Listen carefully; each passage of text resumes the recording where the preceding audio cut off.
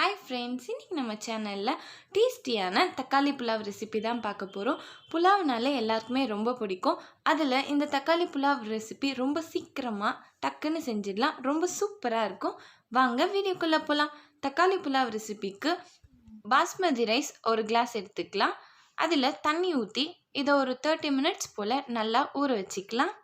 ஜாரில் இஞ்சி 2 துண்டு, பூண்டு 5 பல் போட்டுக்கலாம். ஒரு பச்சை மிளகா, 4லேருந்து 5 காஞ்ச மிளகா, ஒரு வெங்காயத்தில் பாதி இதில் ஆட் பண்ணிக்கலாம். ஒரு கொத்து கொத்தமல்லி, கொஞ்சமாக புதினா ஆட் பண்ணிவிட்டு இதை நல்லா ஃபைனாக தண்ணி ஊற்றி அரைச்சி எடுத்துக்கலாம். காரம் கம்மியாக வேணும்னா மிளகாவை கம்மி பண்ணிக்கலாம். இப்போ இது நல்லா அரைச்சி எடுத்தாச்சு. இப்போ குக்கர் வச்சுக்கலாம். குக்கரில் 2 ஸ்பூன் போல் நெய் ஆட் பண்ணிக்கலாம். இதில் மசாலா ஐட்டம்ஸ்லாம் ஆட் பண்ணிக்கலாம். ஒரு பட்டை, அன்னாச்சிப்பூ, ஏலக்காய், லவங்கம், ஜாவித்ரி பூ, ஒரு பிரிஞ்சி இலை. இந்த மசாலா ஐட்டம்ஸ் எல்லாத்தையுமே குக்கரில் நெய் காஞ்ச உடனே ஆட் பண்ணிக்கலாம். 1/2 கப் முந்திரி ஆட் பண்ணிக்கலாம். 2 வெங்காயத்தை நீட்டாக கட் பண்ணி ஆட் பண்ணிவிட்டு இது நல்லா மிக்ஸ் பண்ணிக்கலாம். வெங்காயம் நல்லா கோல்டன் கலரில் வந்ததும் நம்ம அரைச்சி வச்சுருக்க அந்த பேஸ்ட்டை ஆட் பண்ணிக்கலாம். இப்போது வெங்காயம் நல்லா கோல்டன் கலர் ஆகிடுச்சு. இந்த பேஸ்ட்டை அதில் ஆட் பண்ணிக்கலாம். இப்போ இதையும் சேர்த்து நல்லா மிக்ஸ் பண்ணிக்கலாம். இதோட பச்சை வாசனை போகிற வரைக்குமே இதை நல்லா மிக்ஸ் பண்ணிக்கிட்டே இருக்கலாம். இப்போது இதுலேருந்து பச்சை வாசனைலாம் போயிடுச்சு. இப்போ இதில் 1/4 ஸ்பூன் மஞ்சள் தூள், 1 ஸ்பூன் தனியாத்தூள், 1/2 ஸ்பூன் காஷ்மீரி மிளகாய் தூள், தேவையான அளவு சால்ட் ஆட் பண்ணிவிட்டு 1/4 டேபிள் ஸ்பூன் சுகர் ஆட் பண்ணிக்கலாம். இது ஆப்ஷனல் தான். சுகர் ஆட் பண்ணால் புலாவோட கலர் நல்லா எடுத்து கொடுக்கும். டேஸ்ட்டும் சூப்பராக இருக்கும். அது ஆப்ஷனல் தான். இப்போ இதை நல்லா மிக்ஸ் பண்ணியாச்சு.